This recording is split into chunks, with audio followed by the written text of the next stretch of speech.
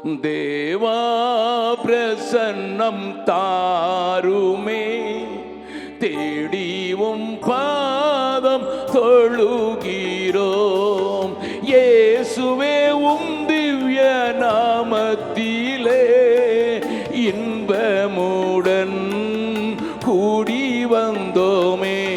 தேவா பிரசன்னம் தாருமே, தேடிவும் பாதம் தொழுகிறோம். 120 பேர் நடுவே தேற்றரவாளனே வந்தீரே. 120 பேர் நடுவே தேற்றரவாளனே வந்தீரே. உன்னத ஆவியை ஊற்றிடுமே மன்னவனே இந்நேரமே. உன்னத ஆவியை ஊற்றிடுமே மன்னவனே இந்நேரமே. தேவா பிரசன்னம் தாருமே, தேடிவும் பாதம் தொழுகிறோ.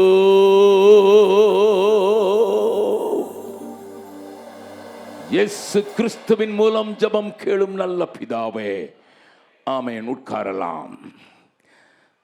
கடந்த 2 நாட்களாக உங்களுக்கு ஒரு முக்கியமான காரியத்தை காண்பிப்பதற்கு நான் பிரயாசப்பட்டு வருகிறேன். இன்றைக்குத்தான் என்னால் வர முடிந்தது என்று சொல்லுகிறவர்களுக்காக கடந்த 2 நாட்களின் காரியத்தை கொஞ்சம் 2 நிமிடத்தில் சொல்லிவிட்டு அந்த வசனங்களுக்கு நேராக திருப்ப விரும்புகிறேன். ஆனால் அதற்கு முன்னதாக வாசிக்கலாம்.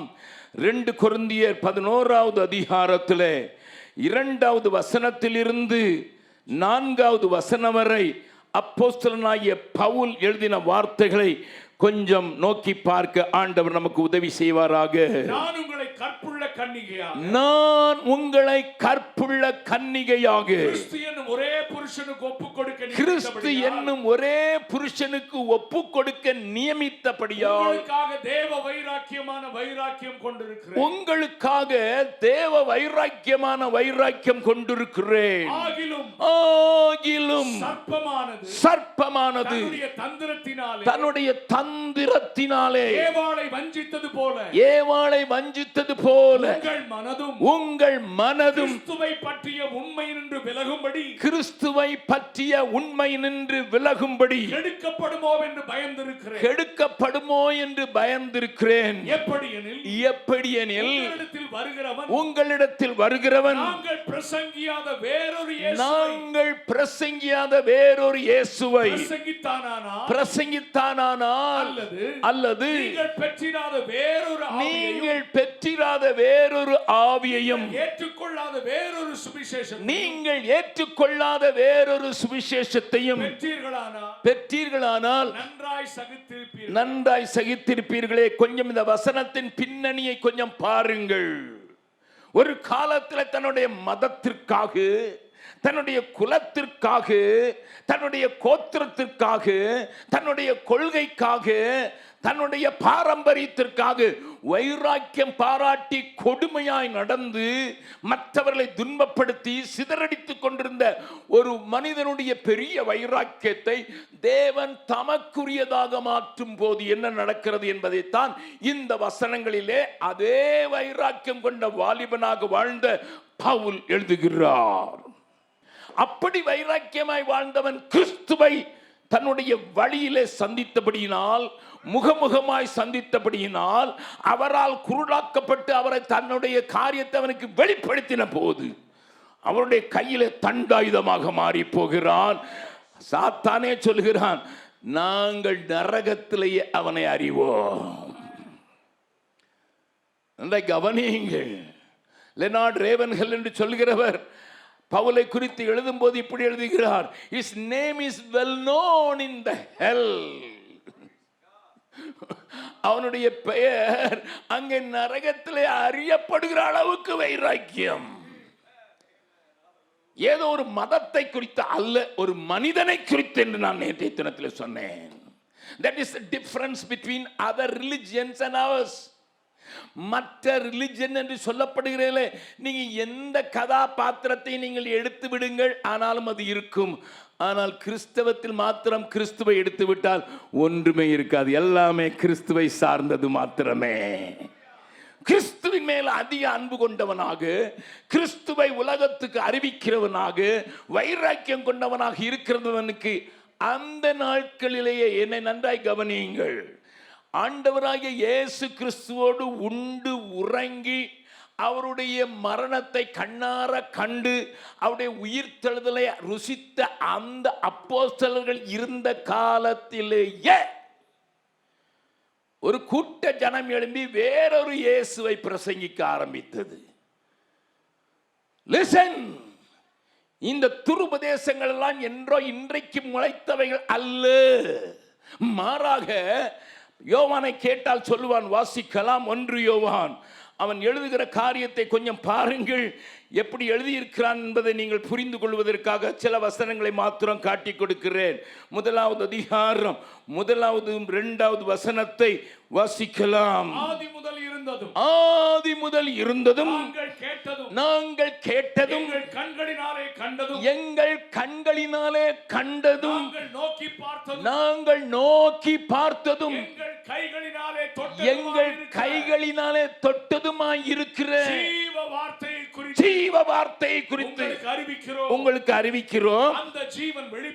அந்த ஜீவன் வெளிப்பட்டது, பிதாவினிடத்தில் இருந்ததும் எங்களுக்கு வெளிப்பட்டதுமான நித்தியமாயிருக்கிற அந்த ஜீவனை நாங்கள் கண்டு அதை குறித்து சாட்சி கொடுத்து உங்களுக்கு அறிவிக்கிறோம். இப்படி ஆண்டவரை தொட்டு பார்த்தவர்கள் இந்த யோவான் இயேசுவினுடைய மார்பிலே சாய்ந்திருந்தவன் என்று தெரியும். சிலுவை காட்சியை நோக்கி பார்க்கும்போது ஆண்டவர் சிலுவையிலிருந்து தன்னுடைய தாயை இந்த யோவானிடத்தில் தான் ஒப்பு கொடுக்கிறார். அதை கேட்டிருந்த யோவான் இருந்த நாட்களிலேயே நீங்கள் எல்லா ஆவிகளையும் நம்பாமல் என்று எழுத வேண்டிய அவசியம் உண்டாயிற்று. Listen my church, என் அருமையான சபையே, தேவனை விசுவாசிக்கிறவர்களே, தேவனை பின்பற்றுவதற்கு வாஞ்சிக்கிறவர்களே, நீங்கள் நன்றாக அறிந்து கொள்ள வேண்டிய ஒன்றை நான் உங்களுக்கு சொல்லுகிறேன். அவர்கள் உயிரோடு இருந்த நாட்களிலே ஆண்டவரை முகமுகமாக தரிசித்து அவரோடு ஊழியம் செய்தவர்களை, அவர்களால் அதிகாரப்படுத்தப்பட்டவர்களை, அவர் பரத்துக்கு ஏறி போனதை தாங்கள் நின்று பார்த்து அந்த தேவதூதனால் தேற்றப்பட்டவர்களை இருந்த நாட்களிலேயே மற்ற ஆவிகளை கொண்டவர்கள் கிரியை செய்து அவரை எழுத முடியாகிவிட்டது. எல்லா ஆவிகளையும் நம்பாமல் அவைகள் என்ன செய்யும் என்கிறதுனால் தான் அங்க பவுலுக்கு கொதித்தெழுங்கிறதான ஒரு ஆவி அவனில் வைராக்கியமாய் எழும்புகிறது. அவனுடைய வார்த்தைகள் எல்லாம் சபை பரிசுத்தம் உள்ளதாக எப்படி இருக்க வேண்டும் என்று எபேசியருக்கு வாசியுங்கள். எபேசியருக்கு நிருபம் 5வது அதிகாரம், நேற்று தினத்தில் அதை வாசித்தோம், ஆனால் இன்னொரு தடவை வாசிப்பது நல்லது என்று நினைக்கிறேன். எபேசியருக்கு நிருபம் 5வது அதிகாரத்தில் 26, 27 வசனத்தை வாசிக்கலாம். தாம் திருவசனத்தை கொண்டு, தாம் சபையை திருவசனத்தை கொண்டு தண்ணீர் முழுக்கினால் சுத்திகரித்து பரிசுத்தமாக்குகிறதற்கும் கரை திரை முதலானவைகள் ஒன்றுமில்லாமல் பரிசுத்தமும் பிழையற்றதுமான மகிமையுள்ள சபையாக அதை தமக்கு முன் நிறுத்திக் கொள்வதற்கும் தம்மை தாமே அதற்காக ஒப்பு கொடுத்தார் என்று பவுல் எழுதுவதற்கு காரணம், அத்தனை பரிசுத்தமான ஒரு சபையை அவன் கண்ணார காண்கிறான். தன்னுடைய எண்ணங்களிலே அவன் நிறுத்தி வைத்திருக்கிறது பிழையற்றதான கரைதிரை இல்லாத ஒரு சபையை காண்கிறான். ஆனால் அந்த வைராக்கியத்தோடு தான் அவன் கொரிந்தியருக்கு எழுதும் போது எழுதுகிறான். கொஞ்சம் நான் ஒரு கேள்வி கேட்கிறேன், நீங்க கொஞ்சம் எனக்கு சொல்லுங்க பதில். ஒரு மனைவியும் கணவனும் வாழ்ந்து வருகிறார்கள். அந்த மனைவி கணவனை பார்த்து ஒருவேளை இப்படி சொல்வார் என்றால் நீங்கள் என்ன செய்வீர்கள் என்பதை எனக்கு நீங்கள் சொல்லித்தாருங்கள். 52 வாரம் இருக்குது ஒரு வருஷத்துல. ஐயா, 51 வாரம் நான் உமக்கு ஊழியம் செய்வேன், உமக்கு சாப்பாடு பண்ணி கொடுக்குறேன், உமக்கு துணி துவைச்சு கொடுக்குறேன், உமக்கு படுக்கையெல்லாம் ஒழுங்கு பண்ணி கொடுக்குறேன், உமக்கு விருப்பமானதெல்லாம் செய்து கொடுக்குறேன், உமக்கு பிரியமானபடிலாம் நடந்து கொண்டு இருக்கேன். ஆனால் ஒரு வாரம் மாத்திரம் நீ விட்டுரும்.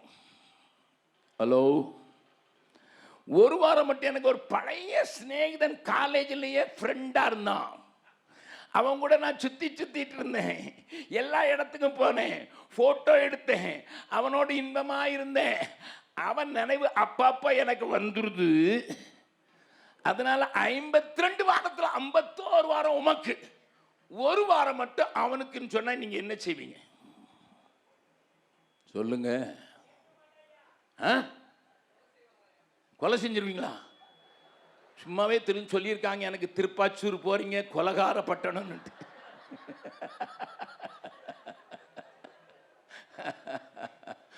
உண்மைதான், நீங்க சரியா சொன்னீங்க பிரதர். மற்றவங்களாம் சொல்லாம அடக்கிக்கிட்டு இருக்கிறாங்க, நீங்க தான் வாயை திறந்து உண்மையான ஒரு காரியத்தை சொல்லியிருப்பீங்க. நானா இருந்தேன்னா ஈரலை எடுத்து தின்னுருப்பேன் இல்லையா? அப்படித்தானே? ஒரு வாரம் 51 வாரம் அவளுக்கு ஊழியம் செய்யறிய, 51 வாரம் எல்லாத்தையும் செய்யறிய, ஒரு வாரம் தானே, ஒரு வாரம் இல்லையா, 1 மணி நேரம் இவங்களோட பழைய சிநேகிதம். பழைய கீர்த்தனை பாட்டில் ஒரு பாட்டில் எழுதியிருக்கேன், பழைய பாவத்து ஆசை வருகிறதோ, சத்துருவோடு கூட உனக்கு பட்சமான கொஞ்சம் உறவு வருதோ அப்படின்ட்டு ஒரு பழைய கீர்த்தனை உண்டு என்பதை நீங்கள் அறிந்திருக்கலாம். பக்கத்தில் உங்களை திரும்பி கேளுங்க. உங்களை தான் சொன்னாங்க இவ்வளோ நேரமும். அப்பப்போது உலகத்தோட குலாவி இருக்கிறீங்களா, உங்களை தான் சொன்னாங்க. இப்போ உங்களை என்ன செய்யறது? உங்களை என்ன செய்யறது? ஐயா சொல்லுங்க ஐயா, நீங்க சொல்லிக் கொடுங்க ஐயா. We don't understand how much pure we must live in this world. இயேசு சொல்லும்போது சொன்னார், நான் உலகத்தான் அல்லாதது போல நீங்களும் உலகத்தான் அல்ல. உலக சிநேகிதம் தேவனுக்கு விரோதமான பகை. How much we copy the world, how much we want the world should be exhibited on the stage nowadays. உலகத்தை அப்படியே காண்பித்து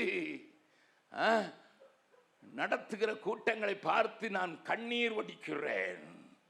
அநேக நேரங்களில் என்னால் ஓ என்று அழ வேண்டும் என்று தான் தோன்றுகிறது. ஏன்?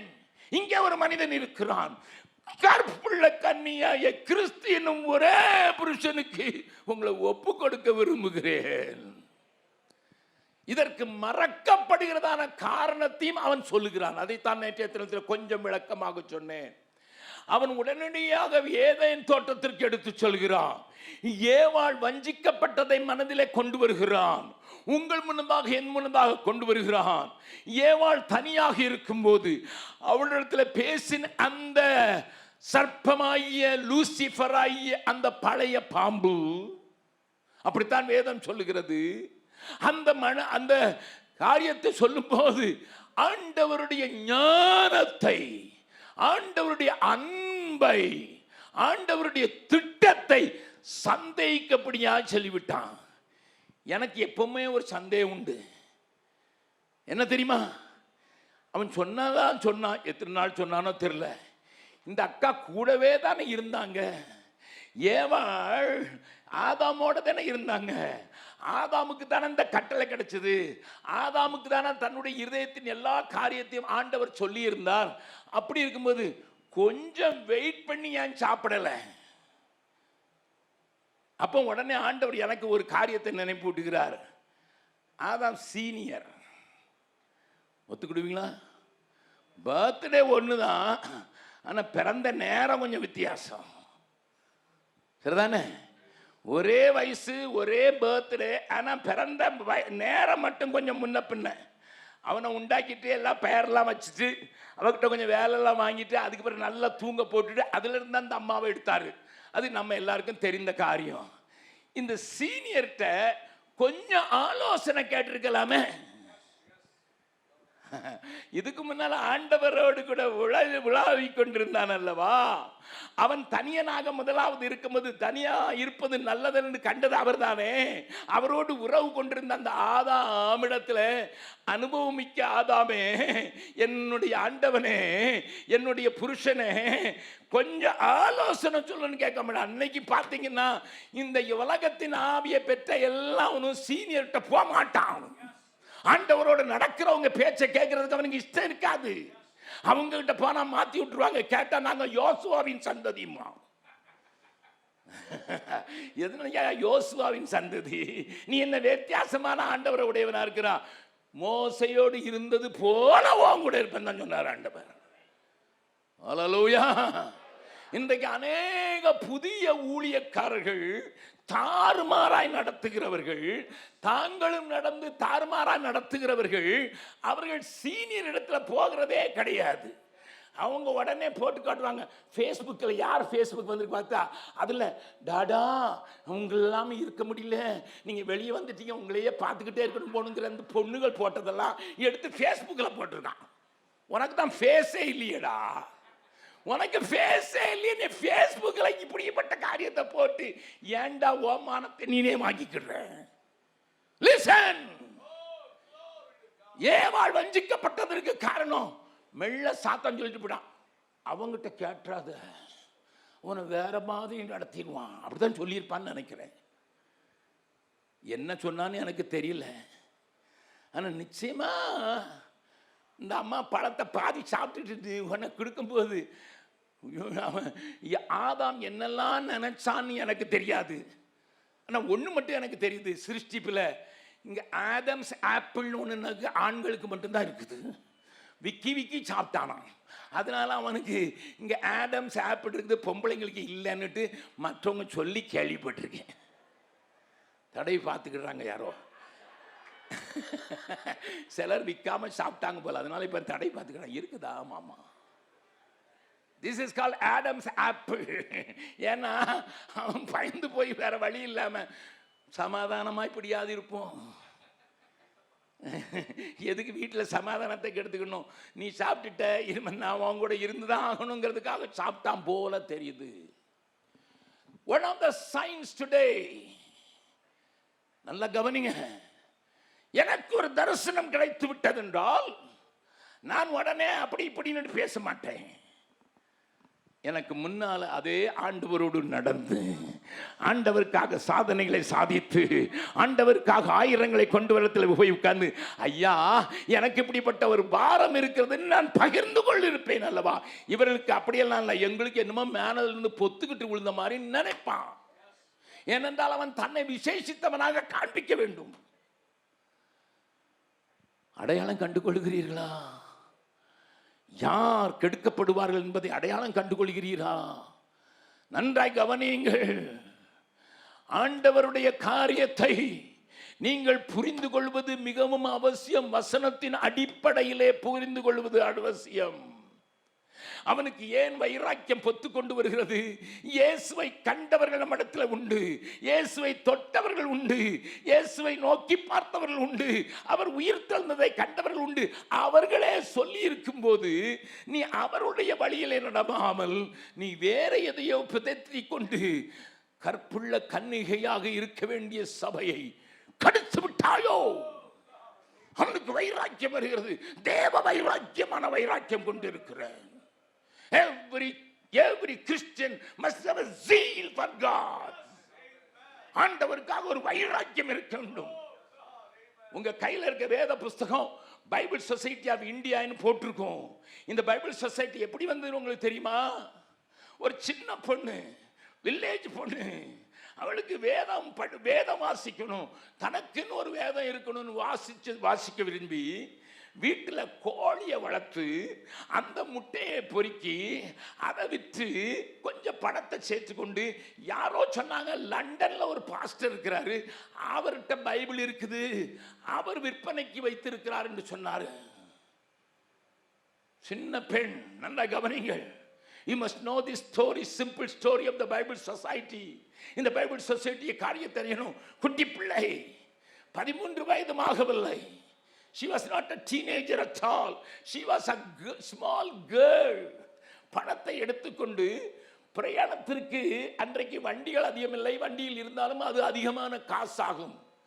நடந்து நடந்து நடந்து நடந்து லண்டன் பட்டத்தில் தான் இன்னைக்கு இருக்குன்னா ஜிபிஎஸ் இருக்குது, போட்டுட்டு எந்த வீட்டுக்குன்னு போயிடலாம். ஆனால் அன்னைக்கு ஜிபிஎஸ் கிடையாது. ஒரு முறையா கேட்டு இந்த போதகர் எங்கே இருக்கிறார் என்று கேட்டு அந்த போதகருடைய வீட்டுக்கு சென்று கதவை தட்டுகிறாள். குளிரில் உடம்பெல்லாம் நுழும்பெல்லாம் நடுங்கி கொண்டிருக்கிறது.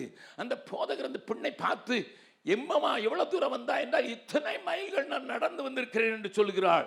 அவருக்கே நம்ப முடியவில்லை. வீட்டுக்குள்ளே அழைத்து அவளுக்கு ஒரு டீ கொடுத்து, எதற்கம்மா இவ்வளவு தூரம் வந்திருக்கிறாய்?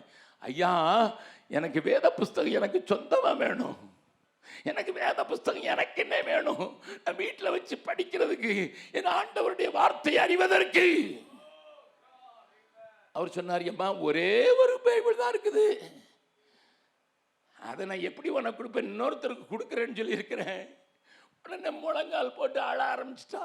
முழங்காலில் போட்டு, ஆண்டவரே, நான் எவ்வளோ தூரம் கஷ்டப்பட்டு கோழியை வளர்த்து முட்டையை சேர்த்து அதை விற்று நான் இவ்வளோ தூரம் நடந்தேன், இங்கே வேதம் இல்லைன்னு சொல்கிறாங்களே அப்படின்னு சொல்லி அவள் அழ ஆரம்பிச்சிட்டா. அந்த அழுகை அந்த போதகரை சொல்லிட்டு, நான் இந்த வேதத்தை உனக்கு தருகிறேன்.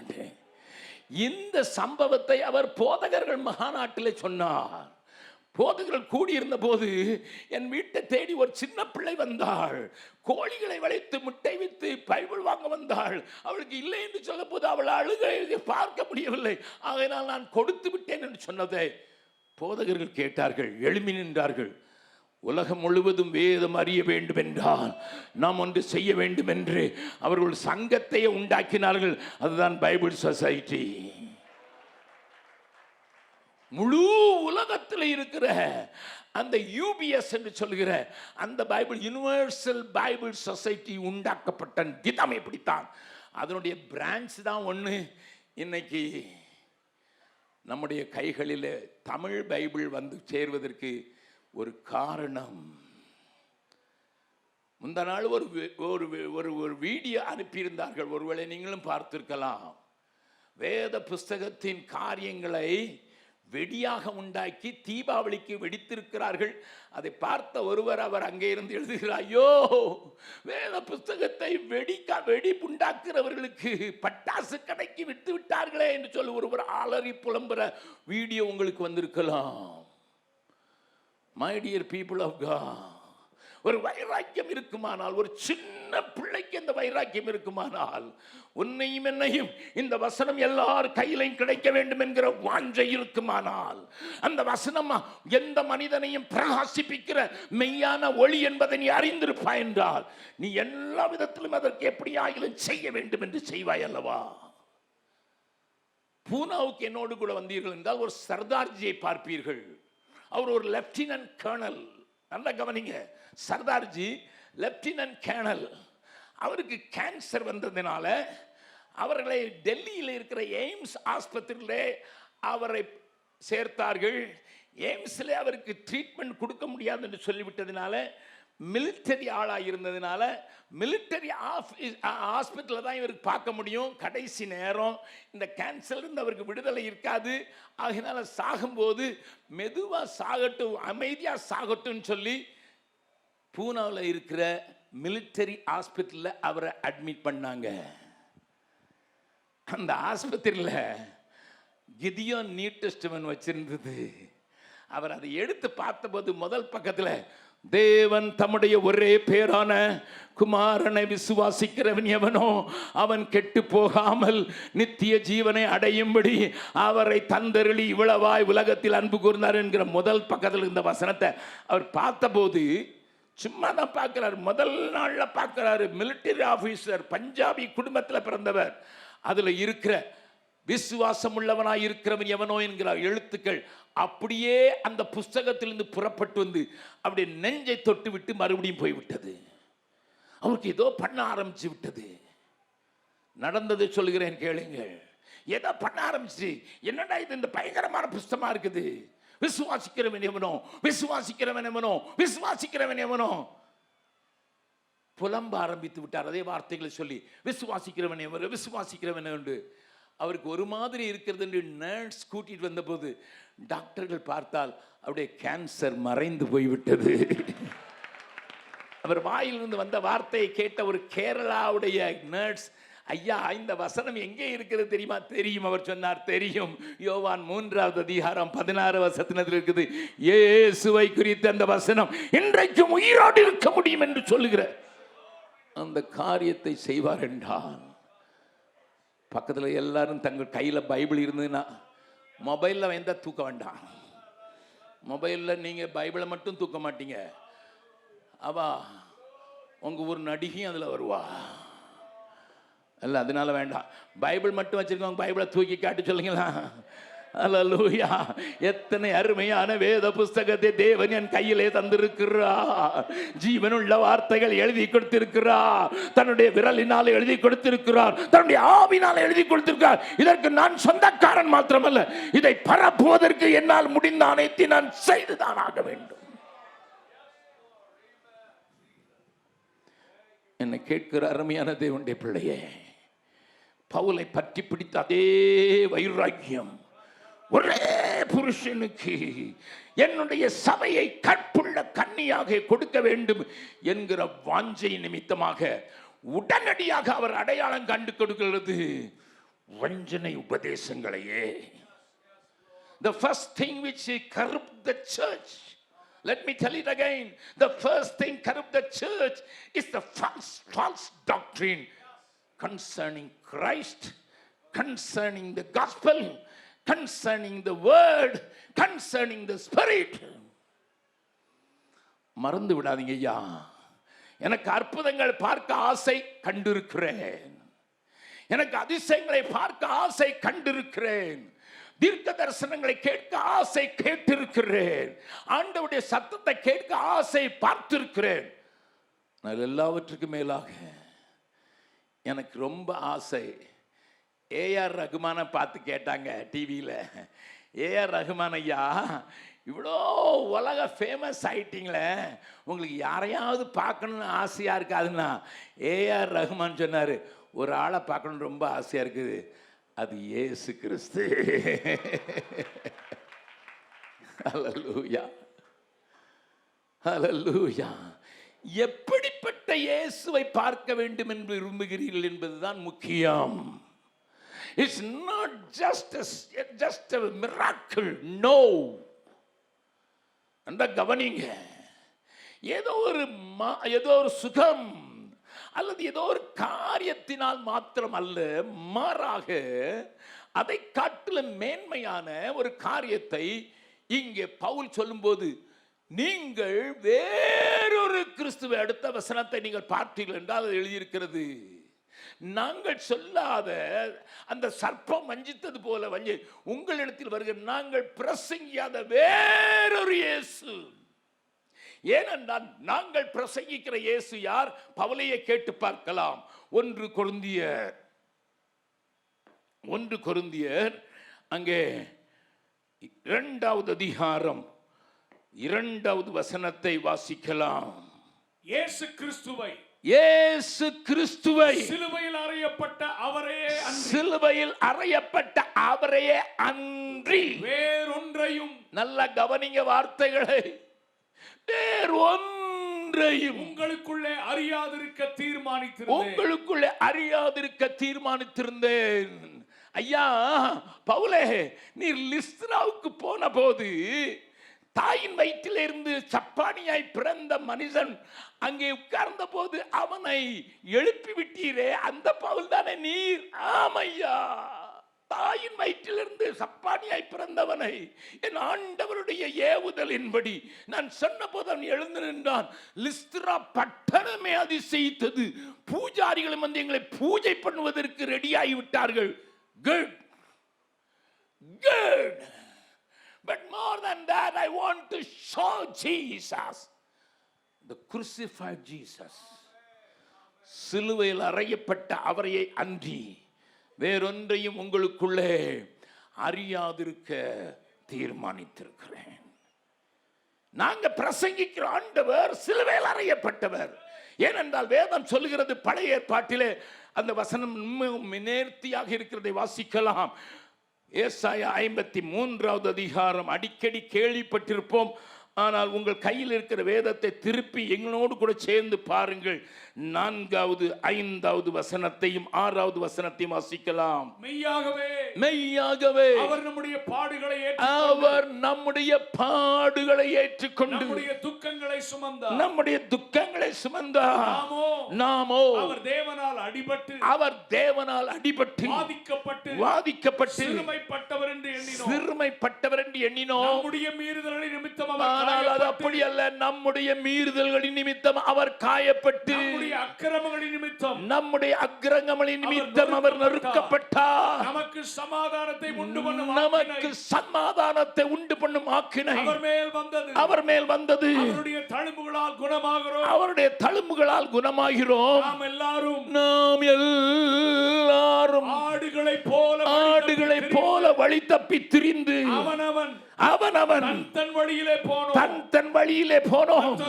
கர்த்தரோ எல்லாருடைய அக்கிரமத்தை அவர் மேல் விழப்பண்ணினார். ஒரு பழைய பாமாலை. அந்த பாடல் இப்படி சொல்கிறது. அந்த பாடலை நான் தனியாக உட்கார்ந்து ஒரு நாளும் கண்ணீர் இல்லாமல் பாடினதில்லை. என்னருள்நாதா இயேசுவே, சிலுவை காட்சி பார்க்கையில் பூலோக மேன்மை நஷ்டமே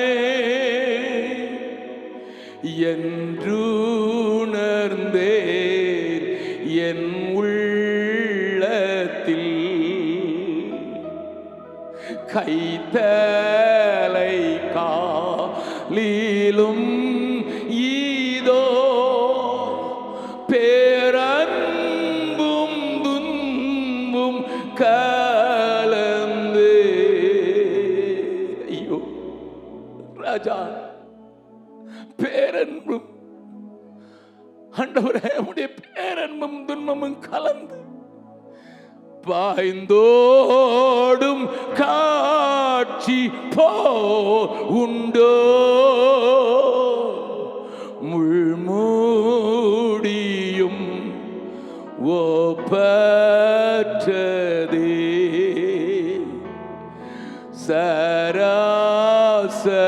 சராசரங்கள் அனைத்தும்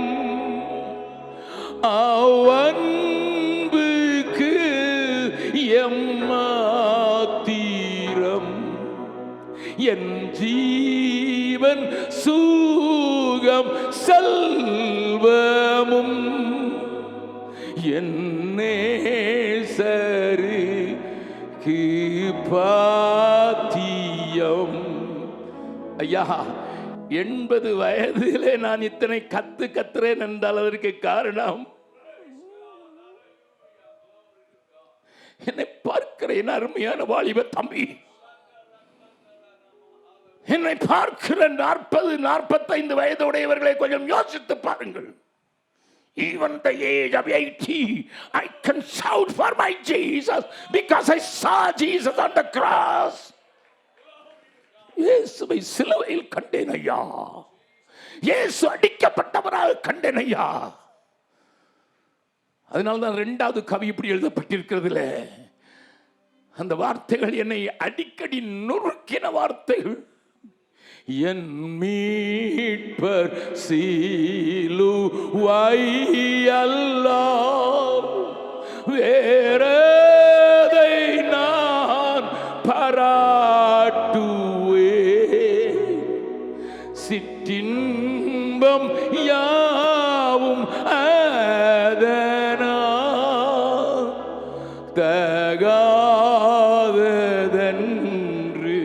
தள்ளுவேன். என்ன பாடல்! என் மீட்பரை நான் சிலுவையில் பார்த்ததினால் வேறொன்றையும் குறித்து மேன்மை பாராட்டுவதற்கு எனக்கு இஷ்டமில்லாதபடினால், I don't have a house, தைரியமா சொல்றேன். பீகார்ல நல்ல வீட்டில் என்னைய குடிய வச்சிருக்காங்க, நான் வாடகை கொடுக்குறேன். எங்க கேம்பஸ்ல இருக்கிற வீடை கெட்டுறதுக்கு கத்தர் என்னோட பலம் கொடுத்தாரு.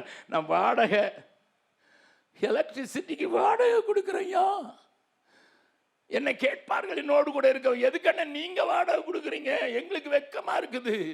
நான் சொல்ல, இல்லை, நாளைக்கு என் பிள்ளை வந்து சொல்லிடக்கூடாது எங்க அப்பா கட்டின வீடுன்னுட்டு. உங்க அப்பா வாடகை வீட்டில் இருந்தாருன்னு ரெக்கார்டு சொல்லணும், உலகம் சொல்லணும். எனக்கு இந்த உலகத்தில் ஹல்லேலூயா மாந்தர்க்குமி பைகஸ்தியால் சம்பாதித்தீந்த இயேசுவே உமக்கு என்றும் தாசரால் மாசோத்திரம் உண்டாகவே. என் அருமை சகோதரா சகோதரியே, என் அருமை பிள்ளையே, என் அருமை வாலிபனே, இந்த இயேசுவை குறித்து நான் மேன்மை பாராட்டுவதை பெரிதாக நினைக்கிறேன். அதுவே என்னுடைய வாழ்க்கையின் நோக்கமாக இருப்பதற்கு காரணம். சிலுவையில் அறையப்பட்ட இயேசுவை பார்த்தேன், எனக்காக நொறுக்கப்பட்ட, எனக்காக. அதை நான் ஆங்கிலத்தில் சொல்லும்போது இப்படி சொல்லுவேன், he was butchered for me.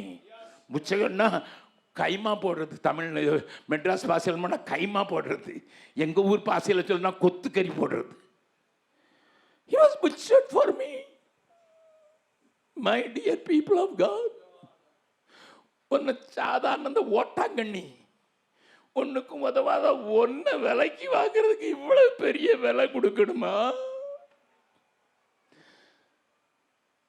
என்னைய ஒரு லேபரட்டரியில் கொண்டு போய் என்னில் இருக்கிற மேக்னீசியம், கால்சியம், பொட்டாசியத்தெல்லாம் தனித்தனியாக எடுக்கிறதுக்கு சக்தி இருந்ததுன்னா என் விலை எத்தனை தெரியுமா? இன்னைக்கு விலை 15 ரூபா. ஹலோ, பக்கத்தில் உங்கள் கையை பிடிச்சி சொல்லுங்க, 15 ரூபாய்க்கு பெரியாத ஆள் 1500 ரூபாய்க்கு சட்டை போட்டிருக்காரு, சேலை கட்டி இருக்குது. You are not worthy for even 15 rupees. மாடு செத்து போச்சு, அந்த எலும்பை கொட்டினா அங்கே கொண்டு சுகர் ஃபேக்டரியில் கொடுத்தா அவன் நிறைய காசு கொடுப்பான். மரம் செத்து போச்சுன்னா அதை வெட்டினா நல்ல மேஜா செஞ்சா அது ஒரு சில 1000 கிடைக்கும். ஆனால் நீ செத்து பணம் கிடைக்கக்கூடிய அதுவும் கிடைக்காது. 15 ரூபாய்க்கு அவன் எண்ணிய போகிறான். இதுக்கு மேலே தாளம் போட்டு அதுக்கு பெரிய ஊர்வலம் நடத்தி போயிட்டது 15 ரூபா. இது போகிறது 15 லட்சம் சேரியட்ல. இயேசு மரித்த போது என் வேதம் சொல்கிறது அவர் ஐஸ்வர்யவான்களோடு இருந்தார். கரங்களை தட்டி ஆண்டவர் மகிமைப்படுத்தலாமா? கரங்களை தட்டி மகிமைப்படுத்தலாமா? அவர் ஐஸ்வர்யவான்களோடு கூட இருந்தார். நாம் அதை எண்ணாமல் போனோம். If you take cross out of the life of Jesus, Jesus is an ordinary man. ஒரு சித்தர்களை போல இருந்திருக்கலாம், ஒருவேளை அற்புதம் செய்கிறவராக, சில ஜனங்களுக்கு நன்மை செய்கிறவராக காட்சி அளித்திருக்கலாம். என் இயேசுவை உலகத்துக்கு அறிமுகப்படுத்தி இயேசுதான் இரட்சகர் என்று சொல்வதற்கு காரணமாயிருந்தது சிலுவை. நன்ற கவனிங்க. இந்த பொல்லாத பிரசங்கிகள் என்ன செய்து விட்டார்களாம் பவுலின் நாட்களில்? இயேசுவை நாங்கள் பிரசங்கிக்கிற இயேசு சிலுவையில் அறையப்பட்ட இயேசு. ஆனால் அவர்கள் பிரசங்கிக்கிற இயேசுவுக்கு சிலுவைக்கும் சம்பந்தம் இல்லை. ஏன்னா அந்த பாட்டை நான் மறுபடியும் 2 கவியை பாட வாஞ்சிக்கிறேன். அந்த பாட்டை எதுக்கு நான் திருப்பி தெரிஞ்சோன்னு தெரியுமா? அந்த பாட்டு என்னைய எல்லாத்தையும் குப்பையா நினைக்க வைக்குது. I am not telling a joke. My dear friends are here. You ask GPS, he knows me very thoroughly. You ask Wesley, I don't care. I don't care about anything. ஏனென்றால் சிலுவை காட்சி பார்க்கையில் பூலோக மேன்மை நஷ்டம். என்ன போகிற இடத்துலலாம் நல்ல ரூமில் தங்க வைக்கிறாங்க, ஏசி கொடுக்குறாங்க. ஆனால் எங்கிட்ட காசு இல்லையா அப்படின்னு சொல்லி இந்த இதுக்கு கீழே படுக்க சொன்னாலும் இன்னைக்கு நான் ரெடி. என்ன பூலோக மேன்மை நஷ்டம். I don't care. என்னை பார்க்கறதுக்கு நல்லா என்னை கவனிச்சுக்கிட்டு நிறைய பேர் ஆண்டவர் தந்திருக்கிறார், சோத்திரம். But I am not worthy. I am not worthy. I am not worthy. என்ன கேட்கிற அருமையான தேவனுடைய பிள்ளைகளே, கொஞ்சம் காது கொடுத்து கேளுங்க. எதை மேன்மை பாராட்ட போறீங்க? சிலுவையில் அறையுண்ட இயேசுவையா? தெரிந்தவர்கள் இந்த பாட்டை என்னோடு கூட பாடலாமா? ஸ்கிரீன்ல வருது. என்ன அருள்நாதா இயேசுவே, சிலுவை காட்சி பார்க்கையில் பூலோக மேன்மை நஷ்டமே என்றுணர்ந்தே என் உள்ளத்தில். நாலாவது கவியை பாடலாம். சராசரங்கள் அனைத்தும் அவ்வன்புக்கு எம்மாத்திரம், என் ஜீவன் சுகம் பெல்வமும் என் நேசருக்கு பாத்தியம். நம்பர்கள் மாத்திரம் என்னோட அது கூட இந்த நாலாவது கவியை ஒரு வளர்த்த கரத்தை தூக்கி சாடலாமா? சராசரங்கள் அனைத்தும் யுவன்புக்கு எம்மாத்திரம், என் ஜீவன் சுகம் செல்வமும் என் நேசருக்கு பாத்தியம். இங்கிலாந்து தேசத்தை சேர்ந்த ஜாய் என்கிற பெண் எங்களோடு கூட பீகாரிலே பணி செய்ய வந்தார்கள். கொஞ்சம் கவனிங்கள் காது கொடுத்து. அவருடைய தாய் தகப்பனை எனக்கு நன்றாக தெரியும். ஒரு அழகான பட்டணத்தில், இங்கிலாந்திலேயே மிகவும் அழகான ஆலயம் இருக்கிறது, சேல்ஸ்பரி என்று சொல்லப்படுகிற ஒரு பட்டணத்தில் இருந்து அந்த ஜாய் தன்சானியா என்று சொல்லப்படுகிற ஆப்பிரிக்க நாடுகளுக்கு ஒரு நல்ல நர்ஸாக புறப்பட்டு சென்றாள். நர்ஸ் ட்ரைனிங்கிலே இங்கிலாந்திலே அவள் பயிற்சி பெற்றது மாத்திரமல்ல, ஒரு பயங்கரமான ஒரு கிரேடோடு பாஸ் பண்ணினவள். மிஷனரி சங்கத்தின் மூலமாக தன்சானியா நாட்டுக்கு சென்றாள். சென்ற இடத்திலே ஒரு ஆஸ்பத்திரி இருந்தது, ஒரு பள்ளிக்கூடம் இருந்தது, ஒரு ஆலயம் இருந்தது, ஒரு பைபிள் காலேஜ் இருந்தது. அப்படி இருந்த அந்த இதில் வேலை செய்து கொண்டிருக்கும் போது இன்னும் வேதம் கற்க வேண்டும் என்கிற ஆசை வந்ததினால ஒரு வருடத்திற்காக அவள் லீவ் எடுத்து அங்கே எலிம் பைபிள் காலேஜ் என்று சொல்லப்படுகிற இடத்திற்கு வந்து படிக்கும் போது அவள் பணி செய்த பணித்தளத்தில் 13 பேர், அதில் 4 பேர் சிறு குட்டி பிள்ளைகள் கட்டையால் அடிக்கப்பட்டு சாகடிக்கப்பட்டார்கள் தீவிரவாதிகளால். கவனிங்கள், 13 people died on the same day. அவர்கள் சுட்டுக் கொல்லப்படவில்லை, கட்டைகளால் அடித்துக் கொல்லப்பட்டார்கள். சிறுவர்கள் அடித்துக் கொல்லப்பட்டார்கள், பெரியவர்கள் அடித்துக் கொல்லப்பட்டார்கள். ஆகையினாலே அந்த மிஷன் ஸ்டேஷன் மூடப்பட்டு விட்டது. கவனியுங்கள். ஆகையினாலே இப்ப ஜாய் மறுபடியும் தன்சானியா போக முடியாதபடி தடுக்கப்பட்ட போது பீகாரிலே இருந்த பழைய மிஷனரி ஒருவர் ஒரு சின்ன வாடகை டிஸ்பென்சரி நடத்தி கொண்டிருந்தவர்களுக்கு ரிட்டையர்மெண்ட் வந்து விட்டபடியினாலே அவர்களிடத்திற்கு ஜாய் அனுப்பப்பட்டதினால் ஜாய் எங்களோடு கூட வாழும்படியான ஒரு சூழ்நிலை ஏற்பட்டது. அந்த மிஷனரிகள் வாழ்ந்ததெல்லாம் ஒரு வாடகை வீட்டில் தான்.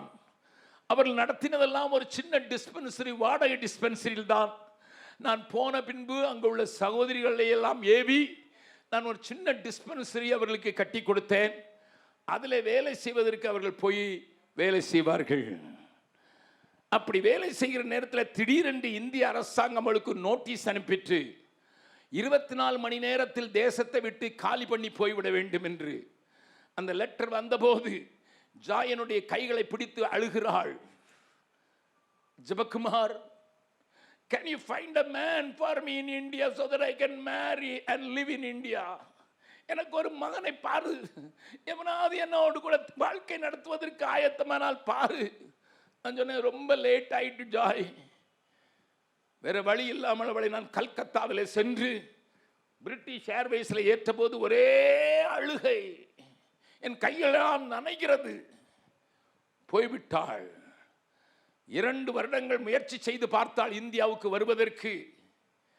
இந்து மதத்தையும் இந்து மத மார்க்கத்தையும் பெரிதாக பேசுகிறவர்கள் இருக்கிறார்களே, காதை கொடுத்து கேட்டு பாருங்கள்.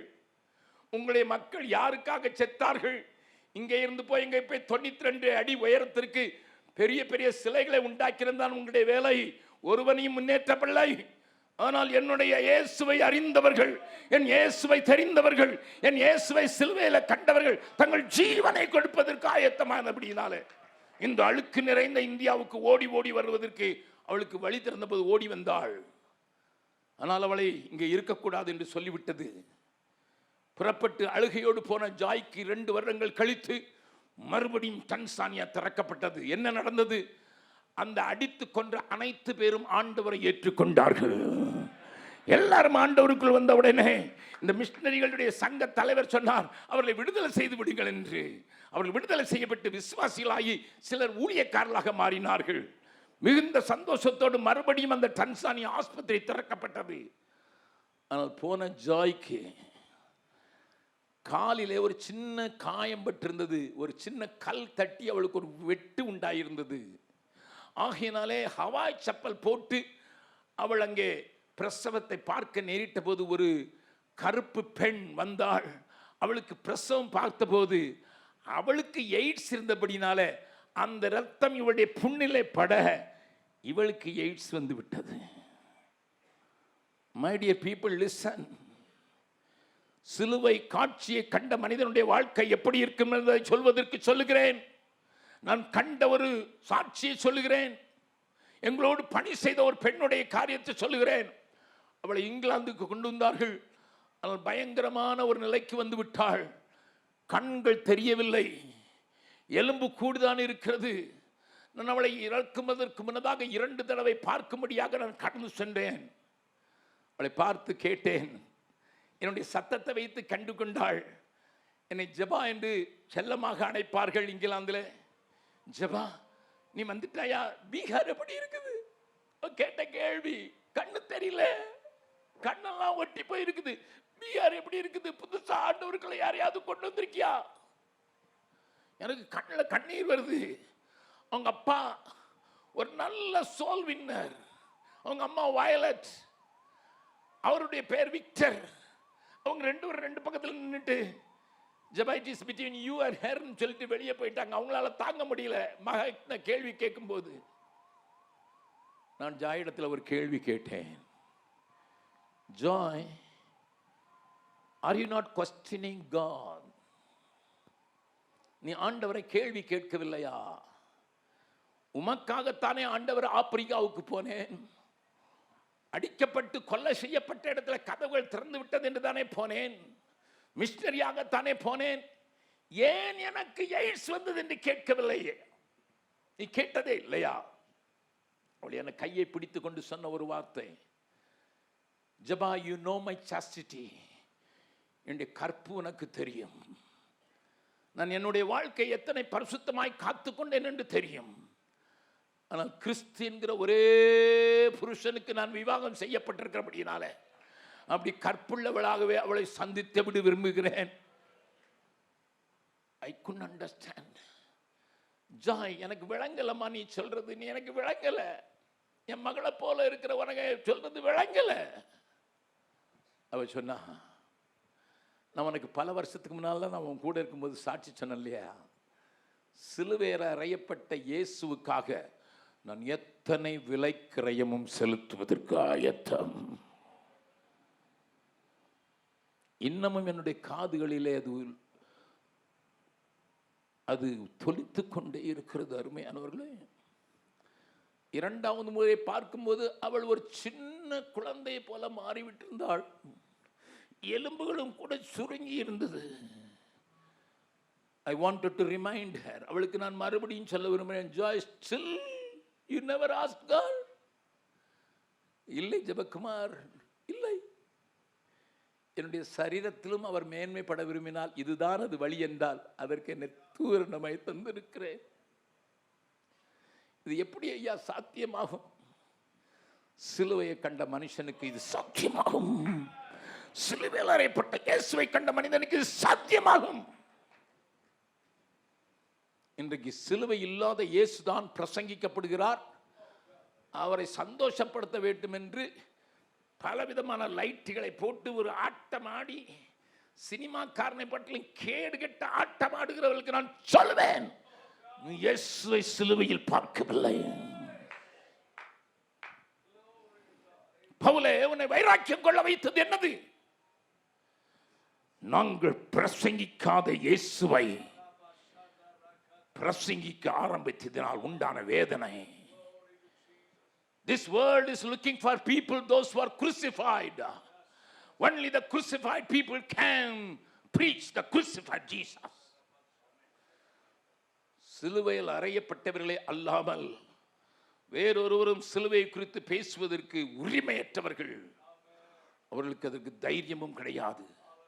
இந்த மாலை கூட்டத்தில் வந்திருக்கிற உங்கள் ஒவ்வொருவரையும் காலை தொட்டு நான் கேட்பேன், இயேசுவை பின்பற்றும் போதே அவருடைய கால்களில் இருக்கிற காயத்தை பாருங்கள், அவருடைய கரங்களில் இருக்கிற காயத்தை பாருங்கள், அவருடைய விழாவில் துளைக்கப்பட்ட அந்த காரியத்தை பாருங்கள்.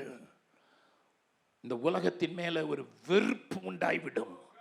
அதற்காக நீங்கள் ஒரு வண்டி வைத்துக் கொடுக்கூடாதுன்னு சொல்லவில்லை, ஒரு வீடு இருக்கக்கூடாது என்று சொல்லவில்லை, அதற்காக நீங்கள் படிக்கக்கூடாது என்று சொல்லவில்லை. ஆனால் அதற்கு முன்னதாக இவைகளெல்லாம் குப்பை குப்பை குப்பை தான். இதை எந்த மனிதன் புரிந்து கொண்டிருக்கிறான் அவன் வைராக்கியம் உள்ளவனாக மாறித்தான் ஆவான். அவன் சாதாரணமாக வாழ முடியாது, சாதாரணமாக வாழ முடியாது. அதுவே அவனுக்கு மேன்மையாக தோன்றும் என்றால் அந்த மேன்மைக்காக எதையும் செய்வதற்கு அவன் வாஞ்சிப்பான். இன்னொரு காரியம் சொல்லி இருக்கிறது, நீங்கள் பெற்றிராத வேறொரு ஆவி. என்னையா வேறொரு ஆவி இருக்கிறதா? அதனால் தானே யோவான் சொன்னான், எல்லா ஆவிகளையும் நம்பாமல். இரண்டு உதாரணத்தை சொல்கிறேன் நீங்கள் புரிந்து கொள்ளும்படியாக. என்னோடு கூட பணி செய்த, இப்பொழுது இல்லை, ஆனால் பணி செய்து கொண்டிருந்த ஒரு பெண் தன்னுடைய வாலிபத்தை ஆண்டவருக்கு தந்திருந்தாள்.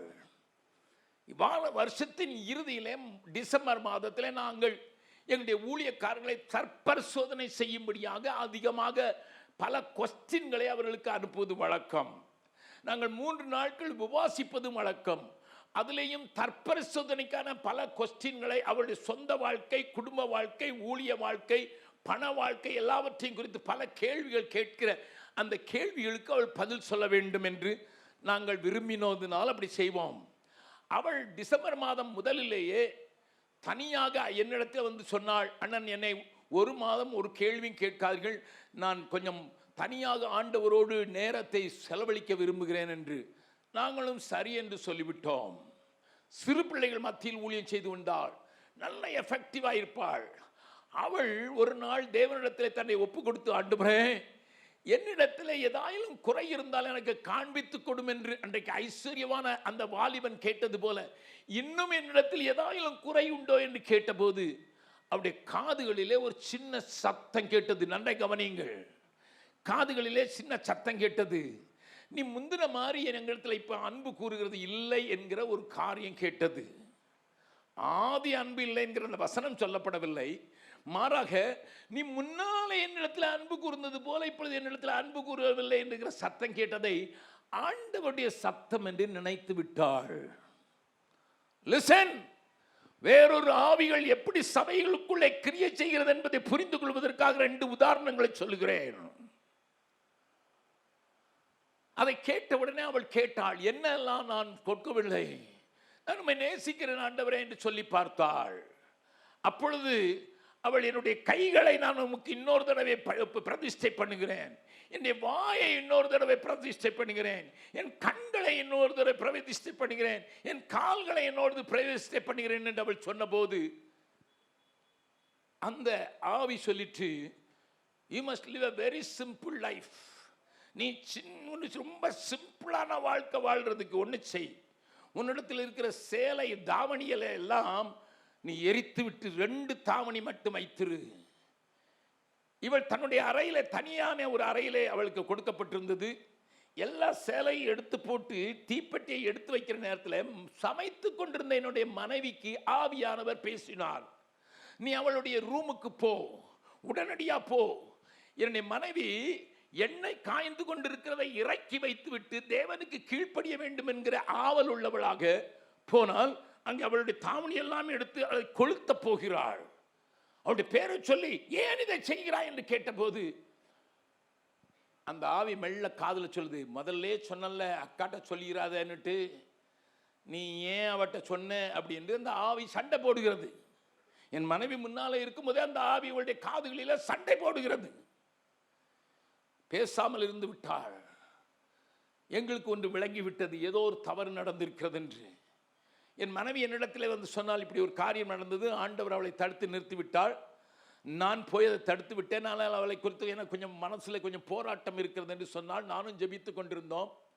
அன்றைக்கு சாயங்காலத்தில் அந்த ஆவி வந்து மறுபடியும் கேட்டிருக்கிறது, உன்னுடைய கால்களை கொடுத்தாய், உன்னுடைய கைகளை கொடுத்தாய், உன்னுடைய உதடுகளை கொடுத்தாய், உன்னுடைய காதை கொடுத்தாய், உன்னுடைய கண்ணை கொடுத்தாய், ஆனால் உன் மார்பை கொடுக்கவில்லை என்று சொன்ன போது தான் அவளுக்கு விழிஞ்சிச்சு. ஓ, ஐ ஆம் இன் த ராங் சைடு. இந்த ஆவியை புரிந்து கொள்ள முடியாமல் விட்டு விட்டேன் என்று சொல்லி நடுங்கினாள். உடனடியாக ஒரு சின்ன பிள்ளையை அனுப்பி என்னுடைய மனைவியை கூட்டி வந்த போது, என்னுடைய மனைவி அவளை என்னுடைய வீட்டுக்கு கூட்டிட்டு வந்து, நீங்கள் நம்பினாலும் சரி நம்பாவிட்டாலும் சரி, 3 நாட்கள் நாங்கள் அவளோடு கூட போராட வேண்டியிருந்தது அந்த ஆவியினுடைய பிடியிலிருந்து விடுதலை ஆவதற்கு. நீங்கள் இதற்கான காரணங்களை எல்லாம் என்னத்தில் கேட்கலாம், நான் எல்லாவற்றையும் விரைவாக சொல்ல வேண்டியதில்லை. ஆனால் ஒன்று, you may hear as if you are listening to the voice of the Spirit of God. தேவனுடைய வார்த்தையை போலவே, பரிசுத்த ஆவியானவர் பேசுகிறது போலவே இந்த பொல்லாத ஆவிகள், நாடகமாடுகிற ஆவிகள் பேச முடியும். ஆகையினால் தான் பவுல் சொல்லுகிறான், சாத்தானும் ஒளியின் தூதனுடைய வேஷத்தை தரித்துக் கொள்வானே. My dear people, அபிஷேகம் பித்தையை முக்கியப்படுத்தி அபிஷேகத்தில் நிறைந்து வாழ்கிறவர்களே, வாங்க, நன்றாக காதை திறந்து கேளுங்கள். ஆண்டவருடைய ஆவி, அதற்கு பெயரே பரிசுத்த ஆவி. அவர் பரிசுத்தத்துக்கு நேராகத்தான் உன்னை வழி நடத்துவார். அதுதான் முதல் அடையாளம்.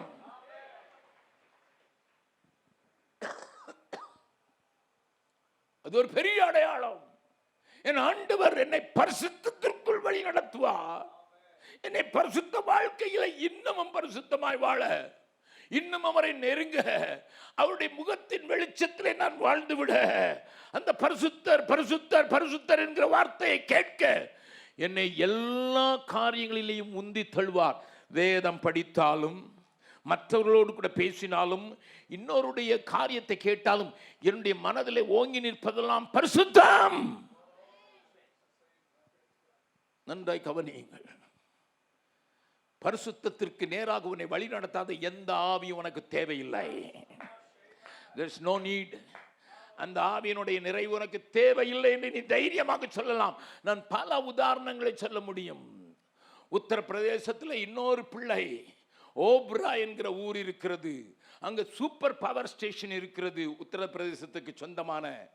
அங்கே ஒரு சின்ன சபை உண்டு. அங்கே இருக்கிற போதகர் எனக்கு ஒரு நாள் போன் பண்ணினார். என்ன சொன்னார்? பிரதர், ஆவியானவர் அளவில்லாமல் எங்கள் சபையின் மேல ஊற்றப்பட்டு கொண்டிருக்கிறார். எனக்கு ரொம்ப சந்தோஷம். ஏன்னா உத்தரப்பிரதேசத்தில் ஒரு சின்ன சபையில் ஆண்டவர் அதை செய்கிறாருன்னுட்டு. அவர் என்னுடைய மாதாந்திர ஜப கூட்டத்துக்கு வருவது வழக்கம் பீகாருக்கு. அவர் வந்தபோது கேட்டேன், என்ன நடக்குது பிரதர்? அவர் பல காரியங்களை சொல்ல ஆரம்பித்தாள். ஒரு பெண், அவர் பேரே நான் சொல்றேன், கீரன். அவள் ஆவியில் நிறைந்து வருகிற எல்லாருடைய வாழ்க்கையும் சொல்லிவிடுகிறாள். எனக்கு கொஞ்சம் சந்தேகம் வந்துச்சு. ஏன்னா கீரனை பற்றி எனக்கு தெரியும். அவள் சின்ன வயதில் பாவடை சட்டை போட்டிருந்தே நான் அறியேன். அவள் இப்பொழுது வாலிப பெண்ணாக இருக்கிறாள் என்பதை நான் அறிந்திருக்கிறேன். அவளுடைய காரியத்தை அவர் சொல்ல ஆரம்பித்தார். யார் வந்தாலும் ரூமுக்குள்ள வந்து அவங்கள பற்றி நல்லா சொல்லிடுறா. எங்க போனாங்க, என்ன செஞ்சாங்க, எல்லாத்தையும் சொல்லிடுறா. அதனால எல்லாருக்குள்ளேயும் ஒரு நடுக்கம் உண்டாயிற்று. எங்க சபை ஆராதனையில ஒரு நடுக்கம் உண்டாயிற்று. நான் சொன்னேன், பாஸ்டர், அவர் அபிஷேகத்தை நம்புகிறவர், ஆனால் அனுபவம் இல்லாதவர். அவர் பெந்தேகோஸ்தே காலேஜில் தான் படித்தார், ஆனால் அனுபவம் அவருக்கு இல்லை. நான் அவர்கிட்ட சொன்னேன், உங்களுக்கு அனுபவம் இல்லாதனால அதை நீங்கள் கொண்டு கொஞ்சம் கவனமாய் கையாளுங்கள் என்று சொல்லிவிட்டு அடுத்த மாதத்திற்கு காத்து கொண்டிருந்தேன். அந்த நாட்களில் இந்த செல்ஃபோன் இல்லாதனால உடனடியாக அவரிடத்தில் தொடர்பு கொள்ள முடியாது. மிகவும் ஏழ்மையான நிலைமையில் இருந்தவர். பாஸ்டர் 9 பிள்ளைகள் அவருக்கு. ஆகையினால மிகுந்த ஏழ்மையில் இருந்தார். ஆகையினால அடுத்த மாதத்தில் காட்டும்போது நான் கேட்டேன், என்ன நடந்தது? இப்போ கீரன் தனக்கென்று தனியாக ஒரு பாயில உட்கார வைக்கிறார், அதில் யாரையும் உட்கார விட மாட்டேங்கிறாள். நான் கண்டுபிடிச்சிட்டேன், இது வேற ஆவி. எல்லார் கதையும் சொன்னா அவளுக்குன்னு ஒரு தனியாக ஒரு மேட் போட்டு அதில் உட்கார்ந்து தான் அவளுக்கு ப்ராஃபஸி வரும். நான் சொன்னேன், பாஸ்டர், உங்களுக்கு இன்னும் விளங்கலையா? உங்களுக்கு விளங்கலையா? அவர் சொன்னால், எனக்கே அனுபவம் இல்லை, நீங்கள் என்ன பிரதர் சொல்கிறீங்கன்னு. நல்லா கவனிங்க. நான் சொன்னேன், இப்போ பாருங்க, அவளுக்கு கல்யாணம் வரைக்கும் இப்படி தான் இருப்பாடுன்ட்டு. என்ன நடந்து தெரியுமா? அடுத்த மாதமே ஒரு பையனுடைய பேரை சொல்லி இவனை ஆண்டவர் கட்ட சொல்லுகிறார். அவன் நடுங்கி போயிட்டான். அவர் ஜூனியர் இன்ஜினியர், சூப்பர் தெர்மல் ஸ்டேஷனில் ஜூனியர் இன்ஜினியர். பாஸ்டர் சொன்னார், ஆவியானவர் சொல்லிட்டாரு, கல்யாணம் கட்டிடு. நல்லா கவனிங்க. அவருடைய வாழ்க்கையை குறித்து நான் சொல்ல தேவையில்லை. எந்த ஆவியானவர் சொன்னார்? எந்த பாயிலே தனியாக உட்கார சொன்னார்? சாத்தானுக்கு இன்றைக்கு நடக்கிறதும் நேற்று நடந்ததும் தெரியும். உன் மொபைல் நம்பர் சொல்றான்னு ஏமாந்துடாத. கொஞ்சம் பேர் தமிழ்நாட்டில் மொபைல் நம்பர் சொல்ல படிச்சிருக்கான். அல்லேலூயா. இல்லைன்னா என்ன சொல்லுவான்னா, பைக்கில் பின்னால் இருக்க நம்பர் சொல்லுவான், உன் நம்பர் பைக்கு அப்படின்னு சொல்லுவான். சாத்தானுக்கு இதெல்லாம் நடந்ததும் நடக்கிறதும் தெரியும். பக்கத்தில் சொல்லுங்க.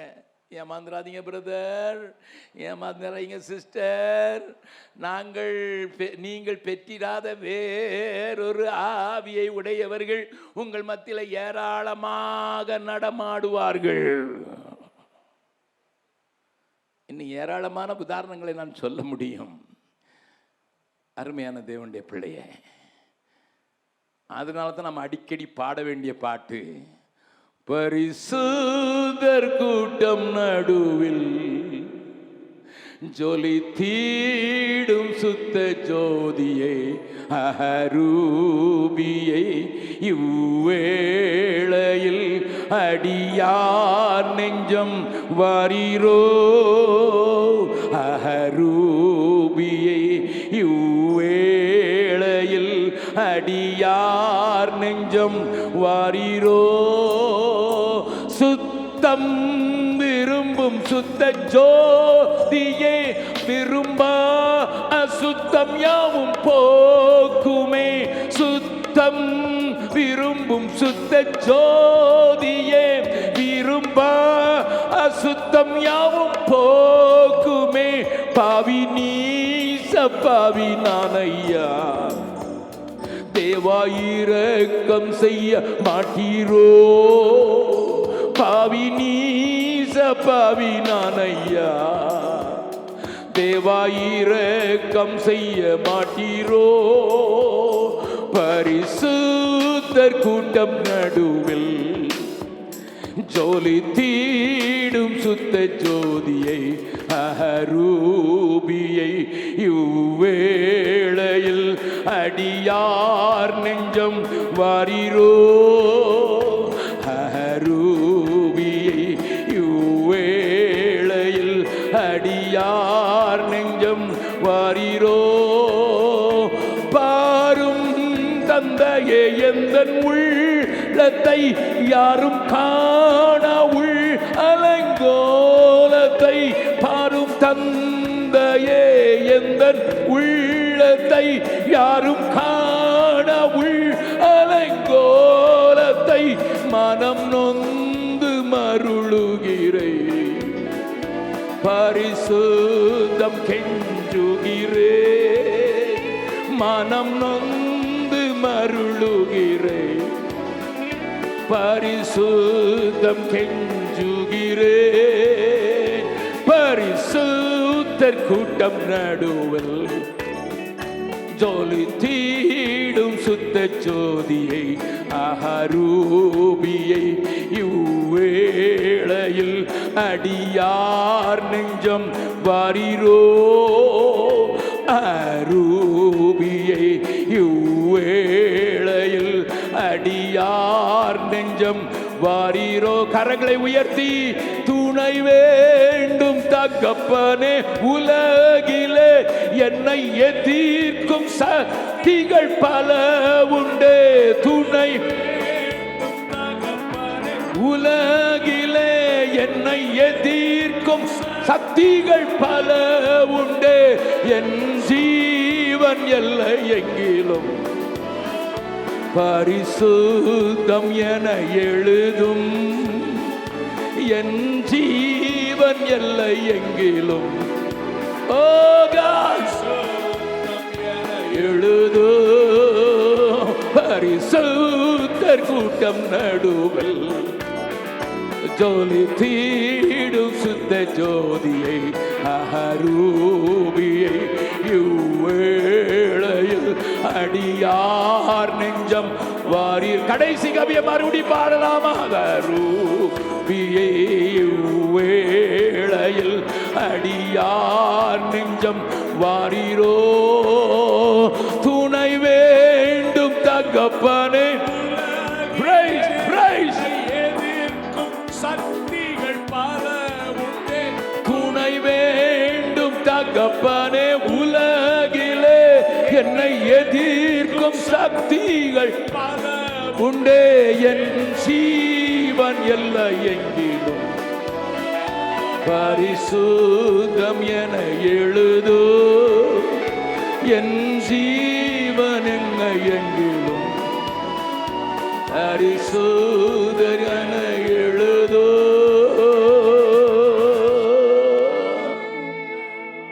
கர்த்தர் சிநேகிக்கிற பரிசுத்தம் என்று மல்கியாவிலே கர்த்தரே சொல்கிறார். அந்த பரிசுத்த ஆவி உனக்குள்ளே அன்பை ஊற்றும் என்று நேற்றைய தினத்திலே ரோமர் 5:5 காண்பித்து கொடுத்தேன். அது அவர் மேல தனியாத அன்பு, பரிசுத்த மேல தனியாத தாகத்தை உண்டாக்குவது மாத்திரமல்ல, அது உன்னை போல மற்றவர்களையும் ஆண்டவருக்குள் வர வேண்டும் என்கிற ஒரு துடிப்புக்குள் வழி நடத்திவிடும். துபாயில் ஒரு குடும்பம், அவங்களுக்கு 6 வயசு பிள்ளை. அந்த குடும்பம் எனக்கு முதல்ல என் கூட்டங்களில் கலந்து கொண்டிருக்காங்க, பெரிய கூட்டத்தில் கலந்து கொண்டிருக்காங்க. ஆனால் அடுத்த வருஷத்தில் அந்த பிள்ளைக்கு 6 வயசு பிள்ளைக்கு ஏதோ வியாதி வந்துச்சு. எங்களுடைய ஊழியத்தில் நாங்கள் ஆண்டவர் தராத காரியத்திற்காக பணத்தை செலவழிப்பதே இல்லை, சொல்லாத காரியத்திற்காக. ஆகையினாலே ஒரு நாளில் 74,300 ரூபாய்க்கு பே பண்ண வேண்டும் என்று சொல்லி ஒரு டிரான்ஸ்போர்ட் பில் பிள்ளைகளுக்கு விபிஎஸ் பாடம் நடத்துவதற்கு எங்களிடத்தில் கொண்டு வந்து ஒரு தங்கை கொடுத்தாள். நான் சொன்னேன், அம்மா காசு அதற்காக இல்லை. அவள் சொன்னால், அண்ணன் அது வந்து விட்டது பார்சல், இதை கெட்டினால்தான் கொடுப்பார்கள், நாளைய தினத்திலிருந்து அந்த பிபிஎஸ் நடக்க வேண்டிய எங்களுக்கு புஸ்தகம் கண்டிப்பாக வேண்டும், எதையாயிலும் செய்யுங்கள் என்று சொன்னேன். நான் சொன்னேன், முழங்காலம் முழக்கிறது தவிர வேற வழி இல்லை. அந்த அன்றைக்கு தபால் 1 மணிக்கு வந்த தபாலை உடைத்து பார்த்தபோது 74,300 ரூபாய்க்கு ஒரு டிராஃப்ட் இருந்தது. அது எனக்கு ஆச்சரியமாக இருந்தது. எங்களுடைய தேவை 74,300 ரூபாய், 74,300 ரூபாய்க்கு ஒரு டிராஃப்ட் இருக்கிறது. அதோடு ஒரு கடிதத்தை ஒரு தாய் எழுதியிருந்தார்கள். எங்களுடைய 6 வயது பிள்ளை மரிக்கும் தருவாயில் என்னுடைய கரத்தை பிடித்து பீகார்ல இருந்து வந்த அங்கிள் எனக்கு ஒரு ஹிந்தி பாட்டு சொல்லி கொடுத்தார்ல, அவருக்கு நான் சேர்த்து வச்சிருக்கிற பணத்தை அனுப்பிருங்க அப்படின்னு சொல்லிட்டு இறுதியாக மரித்து போனான். உங்களுக்கு என்ன தேவைன்னு எனக்கு தெரியாது பிரதர், உங்க அட்ரஸை பாஸ்டர்ட்ட வாங்கி தான் நான் அனுப்புறேன். அவன் சேர்த்து வைத்த பணத்தை அப்படியே அனுப்பினபோது என் கண்களில் தார தாரையாய் வழிந்தது கண்ணீர். அப்போ நான் அந்த சகோதரியை மறுபடியும் துபாயில் சந்திக்கும் போது கேட்டேன், உங்கள் பிள்ளை எப்படி இறந்ததுன்னுட்டு. அவங்க சொன்னாங்க, முந்தின நாள் வந்து doctor, tomorrow maybe the last day for your child, அதனால் அவங்ககிட்ட ஆசையெல்லாம் கேட்டுக்கலிங்கன்னு சொன்னாங்க. ஆனால் தாயாகி எனக்கு நாளைக்கு பிள்ளையை சாக கொடுக்க போகிறேன்னு சொன்னதுனால அவங்ககிட்ட பேசுகிறதுக்கே இஷ்டம் இல்லை. ஆனால் அவனுடைய முகம் தேவதூதனுடைய முகத்தை போல பிரகாசித்தது. அவன் சொன்னான், அம்மா எனக்கு ஆவியானவர் அப்படியே நிரப்புறாரு, என்னை நிரப்புறாருன்னுட்டு ராத்திரி வேளையில் சொல்கிறான். சாகிறதுக்கு முந்தின நாள் என்னை ஆவியானவர் நிரப்புறாரு. அப்போ அவங்க அம்மா கேட்டாங்க, அது எப்படி உனக்கு தெரியுது? நிறைய அழிந்து போகிறவர் மேலே எனக்கு ரொம்ப ரொம்ப கண்ணீராக வருதுமா, இயேசுவை கேட்காதவங்க மேலே கண்ணீராக வருது. இதுதான் அடையாளமாடா? எனக்கு தெரியாதுமா, என் ஆவியானவர் நிரப்புறாரு, வானத்திலிருந்து ஒரு குவளையிலிருந்து அன்பு என் மேல ஊற்றப்படுகிறத உணர்றம்மான்னு சொல்லியிருக்கிறான். அவங்க அம்மாவுக்கு விளங்கலை. அடுத்த நாள் காலையில தான், நான் செத்துட்டா கூட நான் சேர்த்து வச்சிருக்க அந்த சின்ன உண்டியல் எடுத்து அந்த அங்களுக்கு அனுப்புங்க, அவங்க அங்கே அறியாத பிள்ளைங்களுக்கு இயேசுவை சொல்லுறாங்கன்னு சொல்லி அனுப்புனாங்கன்னு சொன்னதுனால அனுப்புனாங்க. என்னை கேட்கிறாருமே அனுப்புறேன், என் மருத்துவத்துக்கு இந்த பணத்தை செலவழிக்கணும் அந்த பிள்ளை சொல்லியிருக்க முடியும். ஆனால் அப்படி சொல்லலை. உண்மையான அபிஷேகத்தின் நிறைவு வருகிறவனுக்கு தன்னுடையத்திலே வாழ்கிறவர்கள், தன்னோடு கூட நடக்கிறவர்கள், தன்னோடு கூட படிக்கிறவர்கள் மேல ஒரு பெரிய அசையாத ஒரு அன்பு அது இதயத்தின் ஆழத்திலிருந்து பொங்கி பொங்கி, ஐயோ என் கூட வேலை செய்கிறவர்கள் நரகாக்கனையில் துடிக்கப் போகிறார்களே என்கிற அந்த வேதனையின் சத்தம். அன்றைக்கு ஐஸ்வர்யவானுடைய சத்தம், 5 சகோதரர் அழிகின்றார்களே, யாரையாயிலும் அனுப்ப வேண்டும் என்கிற சத்தம் உண்மையாய் அபிஷேகம் பெற்றவர்களுக்குள்ளே வழிந்தோடுகிறதை நான் வாழ்நாள் முழுவதும் கண்டிருக்கிறேன், என்னுடைய வாழ்க்கையிலே அனுபவித்திருக்கிறேன். இப்பொழுது செக் பண்ணி பாருங்கள், 2 காரியம் உங்களிலே காணப்படுகிறதா? ஒன்று, பரிசுத்தத்தின் மேல் தீராத வாஞ்சை, என் எல்லை எங்கிலும் பரிசுத்தம் என்று எழுதும், எனக்கு துணை வேண்டும் என்கிற தன்மையில் நீ அவரோடு கூட போராடி ஜெபிக்கிறாயா? 2வது, மற்றவர்களை குறித்த ஒரு கர்சனவனை பிடிக்காவிட்டால் எனக்கு கொஞ்சம் சந்தேகம்தான் என் பெற்றது எந்த ஆவி என்று. என்னை கேட்கிறாருமே அவர்களே, நேரம் முடிந்து விட்டதால் 3வது காரியத்தையும் சொல்லிவிடுகிறேன். நீங்கள் ஏற்றுக்கொள்ளாத வேறொரு சுவிசேஷம். நன்றாக கவனிங்கள். இயேசு சிலுவையில் அறைந்தார் என்பதுதான் சுவிசேஷம். I understand, but more than that, இயேசு நியாயாதிபதியாக திரும்ப வரப்போகிறார் என்பதே பூரண சுவிசேஷம். சிலுவையில் அறைந்தார் என்பதை என்னை மீட்பதற்கு என்பதை நான் அறிவேன். ஆனால் நான் சுவிசேஷத்தை பிரசங்கிக்க வேண்டும் என்றால் லூக்கா 24வது அதிகாரம் 47வது வசனம் சொல்கிற வார்த்தை சுவிசேஷத்திற்கு நான் என்ன செய்ய வேண்டும் என்று சொல்லுகிறது. லூக்கா எழுதின சுவிசேஷம் 24வது அதிகாரத்தின் 47வது வசனம் சொல்லுகிறது, ஆன்றியும் மனம் திரும்புதலும். முதல்ல பாருங்க, மனம் திரும்புதலும் பாவ மன்னிப்பும் எருசலேம் தொடங்கி சகல தேசத்தாருக்கும் அவருடைய நாமத்தினாலே பிரசங்கிக்கப்படவும் வேண்டியது. It's a must. எல்லார்ட்டையும் சொல்லணும், பாவம் செய்யாங்க, மனம் திரும்புங்கிறத சொல்றதை எல்லாருக்கும் சொல்லணும். நான் அடிக்கடி சொல்லியிருக்கலாம், ஆனால் இங்கே இருக்கிறவர்களுக்கு சிலருக்காக சொல்லுகிறேன். நாங்கள் விபச்சாரத்தில் பிறந்த விபச்சாரிகளின் 850 பிள்ளைகளை வளர்த்து வருகிறோம். அந்த கம்யூனிட்டிக்கு நட் கம்யூனிட்டி என்று பெயர். அந்த ஊழியத்தை ஆரம்பிப்பதில் எங்களுக்கு நிறைய போராட்டங்கள் இருந்தது. அந்த ஆரம்ப நாட்கள் நான் உங்களுக்கு சொல்கிறேன். பீகாரில் நட் என்கிற கம்யூனிட்டி இருக்கிறது. 15 15 சந்ததியாக விபச்சாரத்தை மாத்திரமே செய்து வருகிறவர்கள். பெண்கள் படிக்க போக மாட்டார்கள். வீட்டிலே 5 வயதுல எல்லா பிள்ளைகளுக்கும் ப்ளூ ஃபில்ம் போட்டு காண்பிப்பார்கள். அவருடைய மனங்களை கட்டுவதற்கு 7 வயதிலே போதைப் பொருளை ஏற்றுவார்கள். 9 வயதிலே விபச்சாரத்தில் தள்ளி விடுவார்கள். இதை குறித்து பாரப்பட்ட நாங்கள் முதலாவது ஒரு தங்கச்சிக்கு அந்த பாரத்தை ஆண்டவர் அதிகமாய் கொடுத்தபடியினால் அலைந்து திரிகின்ற பிள்ளைகளை கூப்பிட்டு தன்னுடைய சேலையை வெட்டி அவர்களுக்கு ஃப்ராக் செய்து போட்டு அவர்களுக்கு கல்வி கற்று இயேசுவை சொல்ல ஆரம்பித்தாள். 36 பிள்ளைகள் இருந்தார்கள்.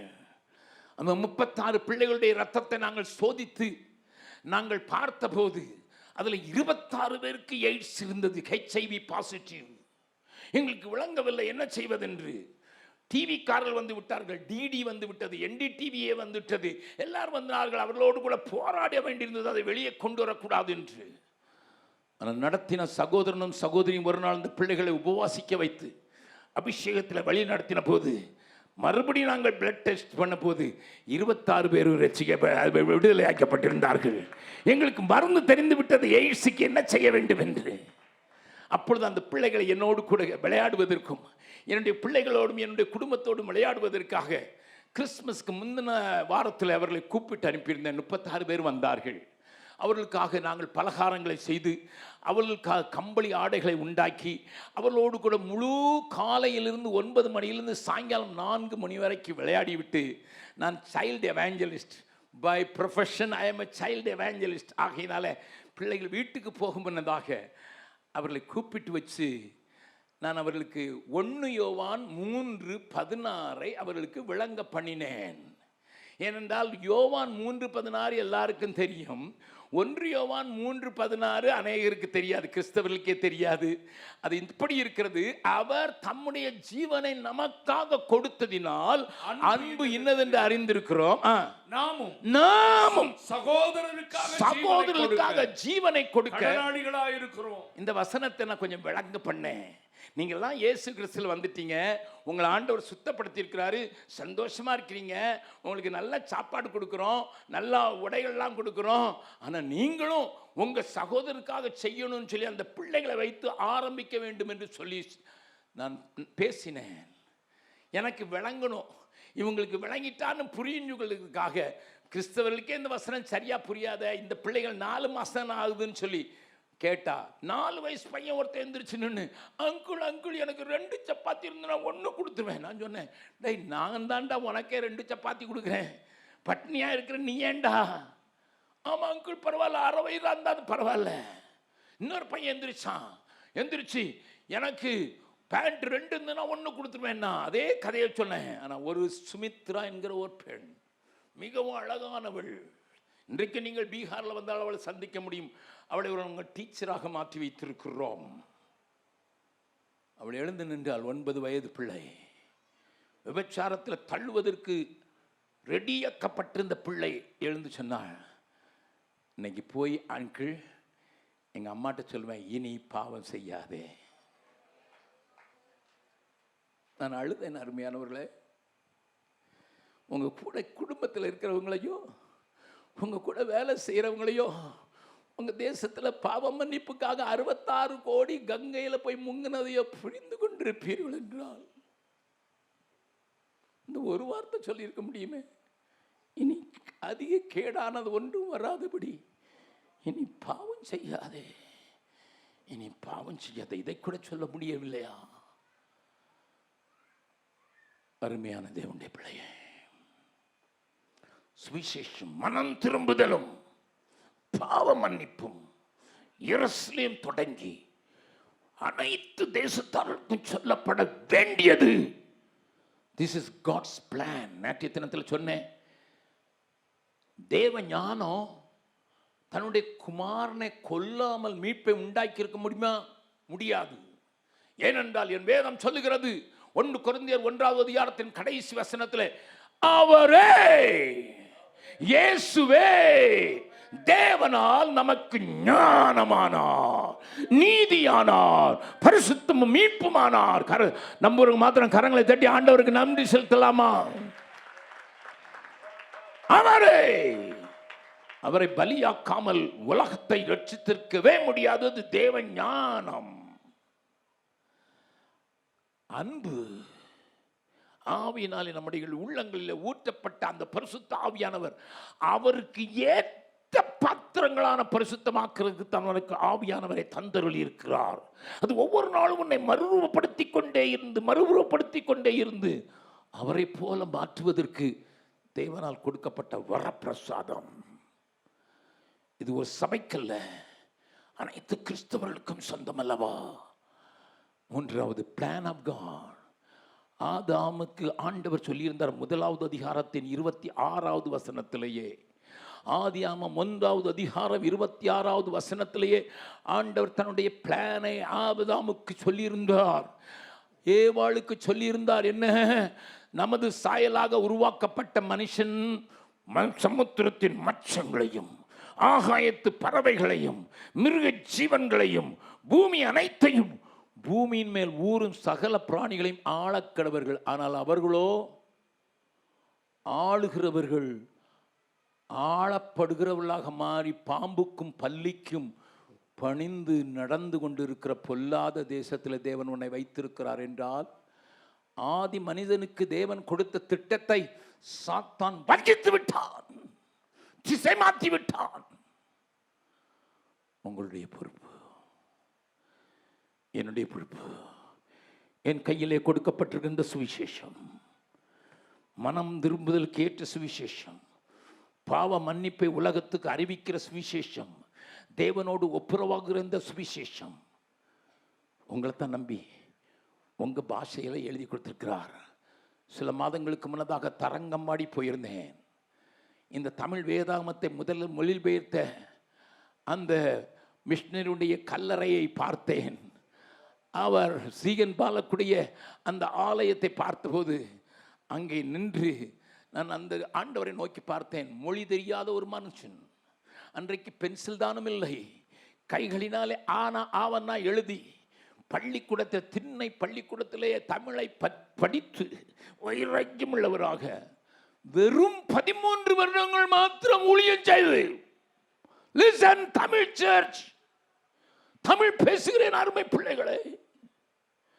ஒரு 13 வருஷத்தில் ஜெர்மானியன் ஒருவன் வந்து தமிழை கற்று எழுத கற்று மொழிபெயர்த்து அதையே முதல் புஸ்தகமாக பிரிண்ட் பண்ணி இந்தியாவில் முதல் பிரிண்டிங் பிரஸை கொண்டு வந்த மிஷனரியாக வந்து மரித்து போனார். He lived only for 13 years. நான் அடிக்கடி என்ன கேட்பேன், எனக்கு 80 வயது கொடுத்துருக்கீங்க, தோத்திரம். 80 வயசு வரைக்கும் ஓடி இருக்கீங்க, ஆண்டவரே சோத்திரம். But a man from other country, வேறு நாட்டிலிருந்து வந்தவன் 13 வருஷத்தில் ஒரு சாதனை சாதிச்சுட்டு போயிட்டான். நாங்கள் இன்றைக்கு மகிழ்ந்து கழிகிறோம். அவருடைய அடிச்சோடைகளை பின்பற்றுவதற்கு ஆட்கள் தேவை அல்லவா? எங்க சொற்ப ஆயுசு முடிகிறதுக்குள்ள தேவனுடைய திட்டமாகிய இந்த சுவிசேஷத்தின் பிரபல்யத்திற்காக என்னால் முடிஞ்சதை நான் செய்வேன். ஒவ்வொரு கிறிஸ்தவர்களும் இந்த கூட்டத்தில் இருக்கவங்க தீர்மானம் பண்ணிதான் ஆக வேண்டும். நீ மாட்டேன் என்று சொல்ல என்றால் தேவனை ஏமாற்றுகிறாய் என்றுதான் அர்த்தம். ஆண்டவர் உங்களை நம்புகிறார். What you have done for the spreading of this gospel, இந்த சுவிசேஷத்தின் பிரபல்யத்திற்காக நீங்கள் செய்வது என்ன? எல்லாரும் கண்களை மூடலாம். தயவு செய்து 2 நிமிடம் யாரும் எழுந்திருக்கக்கூடாது. எல்லாரும் சரியான நேரத்துக்கு நீங்கள் வீடு போய் சேர முடியும். 1 நிமிடம் ஆண்டவரை நோக்கி பார்த்து, ஆண்டவரே, சுத்த சுவிசேஷத்தை எங்களுக்கு தந்திருக்கிறீர், சிலுவையில் அறையப்பட்ட இயேசுவை எங்களுக்கு மீட்பாக்கினீர், அவருக்குள்ள கிரியை செய்த அதே ஆவி எங்களுக்குள்ளையும் கிரியை செய்து பரிசுத்தத்துக்கு நேராகவும் அன்புக்கு நேராகவும் எங்களை வழி நடத்துகிறது. அதையெல்லாம் காட்டிலும் எங்களுக்கு பொறுப்பு தந்திருக்கிறீர் சுவாமி. சுவிசேஷ பாரம் ஒன்றே என் சுமையாக மாற வேண்டும். சுவிசேஷ பாரம் ஒன்றே என் சுமையாக மாற வேண்டும். என் தேச எல்லை எங்கும் உம் நாமம் சொல்ல வேண்டும். கரங்களை அசைத்து சொல்லுவோம். ஆராதனை ஆராதனை ஆராதனை ஆராதனை ஆராதனை. எல்லாரும் பாடலாமா? சத்தத்தை உயர்த்தி ஆராதனை ஆராதனை அன்பர் இயேசு ராஜனுக்கே ஆவியான தேவனுக்கே அன்பர் இயேசு ராஜனுக்கே ஆவியான தேவனுக்கே. கடைசி கவியும் பாடப் போகிறோம். உமக்கு உகந்த தூய பலியாய் இந்த உடலை ஒப்பு கொடுத்தேன் என்று சொல்லுகிறவர்கள் மாத்திரம் இருக்கிற இடத்துல எழுந்து நின்று 2 கரங்களை உயர்த்தி, ஆண்டவரை இந்த பெரிய பணிக்காக, நீங்கள் விட்டு போயிருக்கிற இந்த பணிக்காக, உம்முடைய அப்போஸ்தலர்கள் விட்டு போயிருக்கிற பணிக்காக, உத்தம ஊழியர்கள் விட்டு போயிருக்கிற பணிக்காக, தேவ நேசர்கள் விட்டு போயிருக்கிற பணிக்காக, உமக்குகந்த தூய பலியா என்ன உடலை ஒப்பு கொடுத்தே, உமக்குகந்த தூய பலியா இந்த உடலை ஒப்பு கொடுத்தே, ஆள் கொண்டு என்னை நடத்தும் அபிஷேகத்தாலே நிரப்பும், ஆள் கொண்டு என்னை நடத்தும் அபிஷேகத்தா. பாடுறது மாத்திரமல்ல, அந்த அபிஷேகம் உங்கள் மேல வந்து இறங்குகிறது. உமக்கு உகந்த தூய பலியா இந்த உடலை ஒப்பு கொடுத்தேன் சொல்கிற உங்கள் மேலே அபிஷேகம், அதை நிறைவேற்ற வேண்டிய கிருபை, அதை நிறைவேற்ற வேண்டிய கருபை அளவில்லாமல் ஊற்றப்படுவதற்கு இந்த நேரத்தில் நீ சாதாரணமாக இங்கிருந்து வெளியே போவதில்லை. ஒரு பொறுப்பை பெற்றவளாக, ஒரு பெருவை பெற்றவளாக, என்னை நம்புகிற ஆண்டவர் ஏமாற மாட்டார், என்னை ஆண்டு நம்புகிற ஆண்டவர் ஏறாற மாட்டார் என்கிற துணிவோடு ஆராதனை ஆராதனை ஆராதனை ஆராதனை ஆராதனை